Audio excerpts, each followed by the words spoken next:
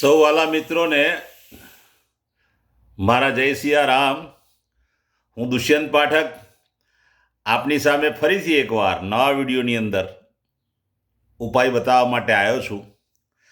તો આજનો ઉપાય એ વિષય પર તારીખ છે 7 જૂન 2025 અને વાર છે શનિવાર. પંચાંગ કહે છે ચિત્રા નક્ષત્ર છે, તુલા રાશિનો ચંદ્ર છે, વૃષભ રાશિનો સૂર્ય છે, કર્ક લગ્ન છે. સાથે સાથે અશુભ સમયની વાત કરીએ તો સૌ પ્રથમ તો પહેલું અશુભ મુહૂર્ત 8:23 સવારે શરૂ થાય 9:13 સુધી. બીજું છે રાહુકાળ 10:45 થી 12:26 સુધી. અને યમઘંટ મધ્યાહન કાળે 3:45 થી 5:23. આ બધા જ અશુભ સમય છે 7 તારીખના. તો શક્ય હોય તો એ સમયને એવોઇડ કરો અને એનાથી બચીને કામ કરો. કોઈ શુભ કાર્ય કરવું હોય તો સારું મુહૂર્ત લો. અને એમાંય પાછું સારું મુહૂર્ત અભિજીત મુહૂર્ત એ 11:58 થી 12:53 વચ્ચે છે. તમે કોઈ શુભ કાર્ય કરી શકો. તો શનિવારનો દિવસ અને 7 તારીખ કયો ઉપાય કરવાથી આપણા ગ્રહો બેલેન્સ થઈ શકે? તો આવો હું તમને ઉપાય જણાવવા જઈ રહ્યો છું. તો સૌ પ્રથમ વહેલી સવારે સ્નાન કરવા જાઓ ત્યારે નાવાના જલમાં 5 બિંદુ અત્તર નાખી દેવાનું છે અને એ અત્તરવાળા પાણીથી જ પહેલું નાવાનું છે. નહીં ને બહાર આવો એટલે એક કાળા કપડામાં અથવા કાળા કાગળમાં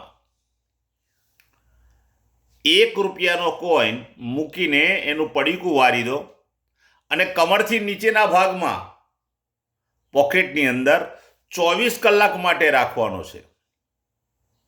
બીજા દિવસે વહેલી સવારે એ જ પડીકું અથવા કાગળમાં લીધું હોય તો પોટલી તમારે પીપળાના ઝાડ નીચે જઈને મૂકી આવવાનું છે. આ પહેલું કામ થયું. બીજું કામ છે 28 સફેદ આંકડાના ફૂલ. 28 સફેદ આંકડાના ફૂલ તૈયાર રાખવાના છે. મહાદેવજીના મંદિરે જવાનું છે. મહાદેવજીના મંદિરે જઈ અને શુદ્ધ જલથી ભગવાન શિવનો અભિષેક કરવાનો. શ્રી હનુમાનજી દાદા આગળ 28 ફૂલ વારાફરતી અર્પણ કરવાના. ઓમ હનુમતે નમઃ આ મંત્ર બોલીને 28 ફૂલ હનુમાનજી દાદાને વારાફરતી અર્પણ કરવાના છે. ઘરે આવવાનું છે. સાયંકાળ થાય તે પહેલા સરસ્યાના તેલના તિલક પોતાના બંને પગે ના અંગૂઠાની નીચે કરવાના છે. ફરી કહું છું, મંદિરે જઈને આવ્યા પછી જ્યારે દિવસ ઢળતો હોય ત્યારે સરસ્યાના તેલના તિલક બંને ચરણના અંગૂઠાની નીચે કરવાના છે. સંધ્યાકાળે શ્રી હનુમાનજી દાદાને એક હનુમાન ચાલીસા, કાગભૂષણની રામાયણજીનો પાઠ અને સમયની વધારે અનુકૂળતા હોય તો સુંદરકાંડનો પાઠ દાદાને અર્પણ કરવાનો છે. ત્યાર પછી રાત્રે સુવાના સમયે 5 વખત ઓમ કૃષ્ણાય વાસુદેવાય હરે પરમાત્મને પ્રણત ક્લેશનાશાય ગોવિંદાય નમો નમઃ આ મંત્ર 5 વખત બોલવો. સમયની વધારે અનુકૂળતા હોય તો એક માળા કરી લેવી, પછી સૂઈ જવું. જેનો જન્મદિવસ છે 7 જૂન 2025 શનિવારે જેનો જન્મદિવસ છે તેવા લોકોએ વહેલી સવારે સ્નાન કરી સૌ પ્રથમ પોતાના માતા પિતાને પગે લાગી લેવું. માતા પિતા ના હોય તો તેમના ચિત્રને પગે લાગવું. અને ત્યાર પછી પોતાના જન્મદિવસે જ કોઈ દેવ મંદિર પાસે બેઠેલા ગરીબ વ્યક્તિને મીઠાઈ ભેટ આપવાની છે. મીઠાઈ.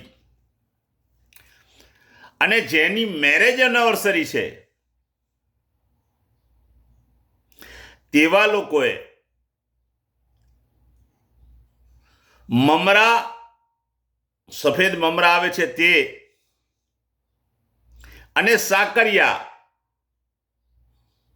બે ભેગા કરવાના છે. એની અંદર થોડા ચણા,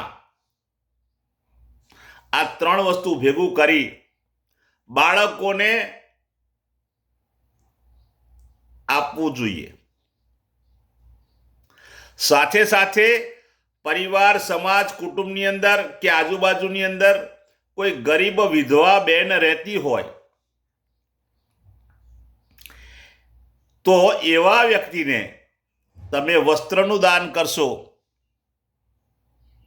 તો તમારું આખું વર્ષ આનંદ સહિત સુખરૂપે પસાર થશે. તો આજના ઉપાયમાં મેં તમને આ ઉપાયો આપ્યા છે.